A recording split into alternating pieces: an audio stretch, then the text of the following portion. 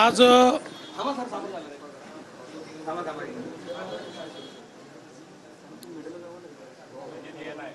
आज महाराष्ट्र पोलीस परिषद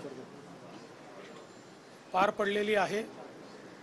या परिषदेमध्ये विविध विषयांवर चर्चा झाली।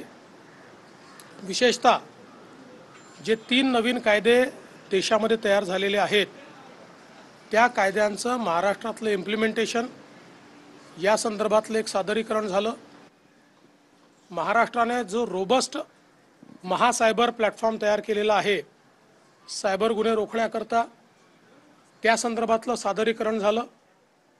महिलांवरचे अत्याचार, बालकांवरचे अत्याचार याची रोकथाम करण्याकरता, त्याचप्रमाणे अशा प्रकारच्या गुन्हे उघडकीस आणण्याकरता आणि अशा प्रकारच्या गुन्ह्यांमध्ये अतिशय वेळेत आरोपपत्र कसं जाईल या संदर्भातली एक चर्चा त्या ठिकाणी झाली। यासोबत ड्रग्सच्या संदर्भात कशा प्रकारची कारवाई चाललेली आहे आणि पुढे कशा प्रकारची कारवाई केली पाहिजे या संदर्भातली देखील चर्चा त्या ठिकाणी झाली। उद्योगांना कुठल्याही प्रकारे त्रास होऊ नये या दृष्टीनं आपल्याला काय करता येईल या संदर्भातली चर्चा झाली। आणि त्यासोबत आपली जी फॉरेन्सिक कॅपेबिलिटी आहे ती आपल्याला कशी वाढवता येईल या संदर्भातलं देखील एक सादरीकरण हे करण्यात आलेलं आहे। एकूणच या सगळ्या परिषदेमध्ये मी हे सांगितलेलं आहे की ड्रग्सच्या संदर्भात झिरो टॉलरन्स पॉलिसी असणार आहे आणि कुठलाही पोलीस तो कुठल्याही रँकचा असो हा जर ड्रग्सच्या प्रकरणाशी थेट संबंधित सापडला तर त्याला सस्पेंड न करता थेट बडतर्फ करण्यात येईल अशा प्रकारची पॉलिसी घेण्याचा निर्णय आम्ही त्या ठिकाणी घेतलेला आहे। यासोबत महिलांवरचे जे अत्याचार आहे तर त्या संदर्भात वेळेत चार्जशीट दाखल होणं आणि कमीत कमी काळात चार्जशीट दाखल होणं या संदर्भात एक डायनामिक प्लॅटफॉर्मच्या माध्यमातून त्याचं ट्रॅकिंग आम्ही करतो आहोत।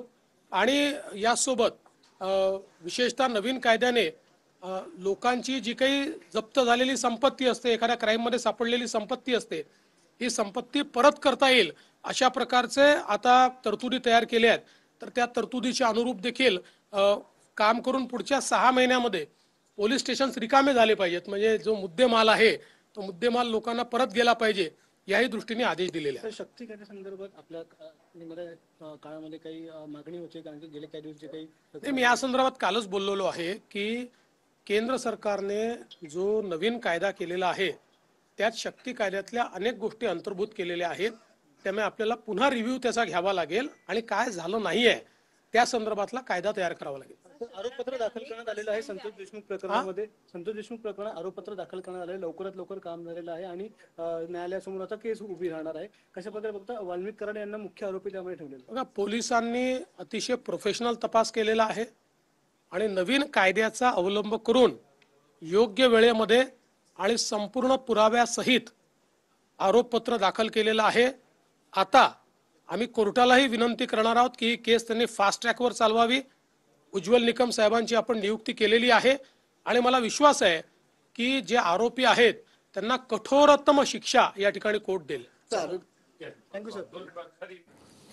तर नवीन कायद्याचा अवलंब करत पोलिसांनी आपला तपास केलेला आहे। वाल्मिक कराड याच्या संदर्भामध्ये सगळे पुरावे या आरोपपत्रामध्ये देण्यात आलेले आहेत। फास्ट ट्रॅकवर केस चालवावी यासाठी कोर्टाला विनंती करणार असं देवेंद्र फडणवीस यांनी म्हटलं। तर 3 नव्या कायद्यांसंदर्भात चर्चा झाल्याचं मुख्यमंत्री देवेंद्र फडणवीस यांनी म्हटलं। ड्रग्स कारवाई संदर्भात देखील चर्चा झाली असं देवेंद्र फडणवीस यांनी म्हटलेलं आहे।